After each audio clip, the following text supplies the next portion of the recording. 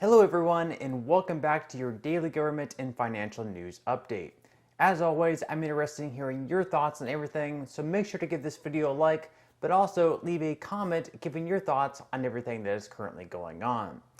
Okay, so this time of year normally brings along some pretty happy times.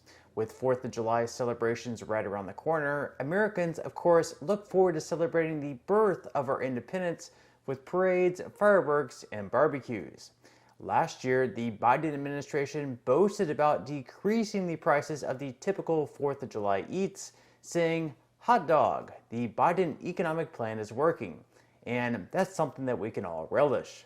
But, question. If the Biden economic plan is working, why are Americans expected to pay 17% more for their 4th of July barbecue food this year? According to data released by the U.S. Bureau of Labor Statistics, this is exactly what's expected to happen. And Americans gearing up for the traditional 4th of July celebration can expect to fork over $76.94 for the average cookout this year. That's burgers and hot dogs, chicken, pork, all the fixings. That's up more than 17% from last year, according to the Bureau of Labor Statistics. Meanwhile, gas prices are still on the rise as the Biden administration looks at all possible solutions on the table, except, of course, producing more oil domestically on a long-term basis. Joe Biden has claimed that it's nonsense that he's limiting oil production here at home, deflecting the blame on COVID and the war in Ukraine, yet we've seen all these headlines pop up since his first day in office. Keystone Pipeline officially canceled after Biden revoked key permit. Biden suspends drilling leases in Arctic National Wildlife Refuge.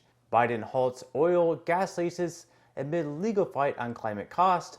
Biden administration cancels Alaska oil and gas lease sale. So, does the president actually think Americans will believe the lie that he's not limiting oil production?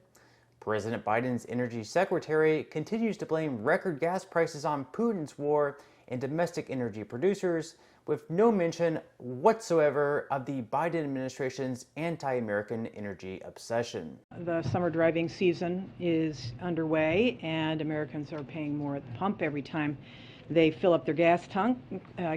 This is a global problem. There are two causes for it, which these high prices derive from. One is, of course, Vladimir Putin's war in Ukraine. Russia was a very high exporter of oil. Because of the invasion of Ukraine, countries like the United States and Canada rightfully have said, we are not going to take any Russian oil. Therefore, about 1 million barrels per day have been taken off the market as a result of that. And secondly, the supply and refining capacity constraints that have been created by COVID-19 in the United States, but also around the world. Of course, most of us can also remember Jay Powell saying in his most recent testimony that inflation was on the rise well before Russia's invasion. And so, here is our energy secretary once again, apparently saying she didn't hear what he said. Secretary Granholm, you and the president have framed this war in Ukraine as the primary driver of the spikes in energy costs. That's the largest contributor to overall inflation. But the Fed chairman was on the Hill today, testified, he was asked a question, is the war the primary driver of inflation? And his answer was no. How do you square that? Is he wrong? I didn't hear what he said on that. But rather than admitting their energy policies caused a spike in oil and gas prices, and therefore committing to producing more oil domestically, they instead deflect the blame and look at other options such as a federal gas tax holiday. Here is even CNN admitting that inflation was a huge problem before Russia invaded Ukraine, and that essentially Biden's gas tax gimmick would have minimal impact. Consumer prices went up by 7.5% year over year in January, before the invasion began, and that was the fastest pace since February of 1982. It's gotten worse since then because we've seen prices for gasoline, natural gas go up. We've seen food prices go up. And so inflation was a big problem. It's gotten even bigger. Clearly, the White House is searching for solutions here. But let's sum up what we just heard, right? One, not likely to get through Congress. Two, if it gets through Congress, it's going to have a minimal impact on your wallet, right? What did we say? $2.70 every time you fill up your tank. Not a big mover. And then also, it could backfire by making demand worse. It's not going to address supply. It doesn't help the revenue situation. There's a lot of drawbacks there. Americans would be saving around $2.70 every time they filled up their tanks with a federal gas tax holiday, and that's not a lot of savings there, and certainly isn't a long-term solution. Last night, I filled up my tank and it was slightly over $55, more than double of what I paid just 2 years ago, and I'm sure a lot of you guys are paying much more than I am here in Florida, but according to our energy secretary anyways, the only way out of these high prices is by deploying clean energy. That's the only way, guys. The only way out of these boom and bust cycles is to break that sole reliance, and that means diversifying our fuel sources by deploying clean energy. And then we have Biden's top economic advisors, such as Gene Sterling, despite all the data out there, saying, I just disagree that gas prices were on the rise before Putin's invasion.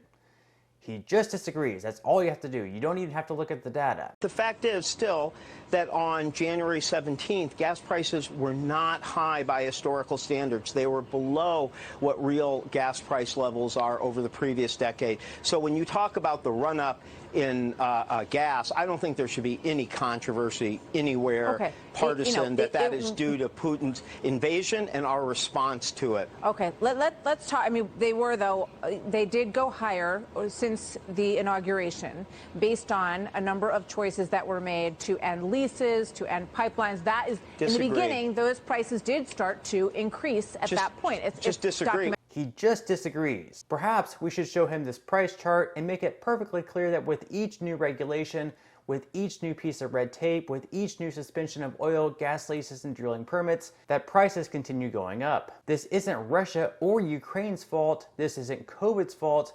This is poor energy policy playing out, and it's hurting the pocketbooks of Americans. But the Biden administration remains clueless on why their policies have hurt domestic energy production. Here is Karine Jean-Pierre saying, well, we just don't have a clue.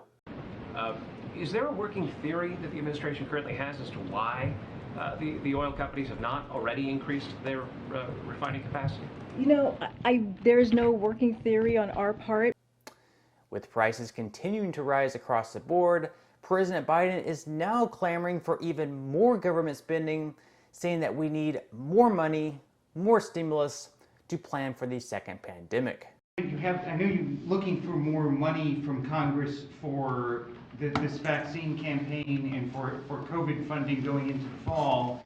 How much of the supply of vaccines for these small children is there, and how many of the nation's kids will you be able to get vaccinated before you need more money from Congress? Well, we'll get through at least this year. We do need more money, but we don't just need more money for vaccines for children eventually. We need more money to plan for the second pandemic. There's going to be another pandemic. We have to think ahead. And that's not something the last outfit did very well. That's something we've been doing fairly well. That's why we need the money. Since 2020, major central banks have pumped over $11 trillion into our economy in response to COVID-19 alone. And now, President Biden is predicting the future that we're going to have another pandemic. Isn't that just lovely? So I'm sure glad that we have a president that can even predict future pandemics. Perhaps in the near future, he can even give us a date, maybe a specific timeline for the next pandemic. That way, I can stock up better on toilet paper this time around. In some money news, the S&P 500 dropped off slightly yesterday, down by 0.13%, but still up for the week. The Nasdaq was up slightly yesterday by 0.64%, marking 3 straight days of gains. Nasdaq futures are also looking pretty good, up 0.31%, with the S&P 500 futures down slightly at 0.03%. The Fear and Greed Index driving the market today is still in extreme fear, with the Fed raising rates to tame inflation and a recession possibly coming very soon.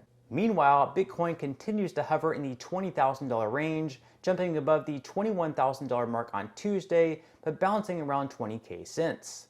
So the market is slightly up this week, which is definitely a good thing, but with the Fed expected to continue raising rates, unfortunately, I really wouldn't be all that surprised if prices continue tanking just a bit more.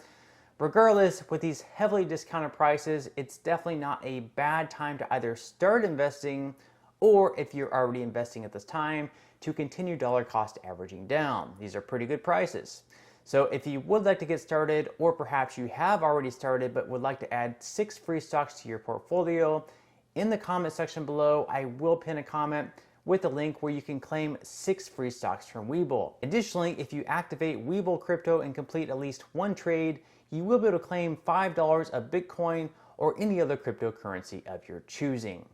But on that note, I'm going to go ahead and wrap up this video. If you enjoyed the content in today's video and you would like to see more like it, I would encourage you to give this video a like, subscribe to my channel, and also ring the notification bell.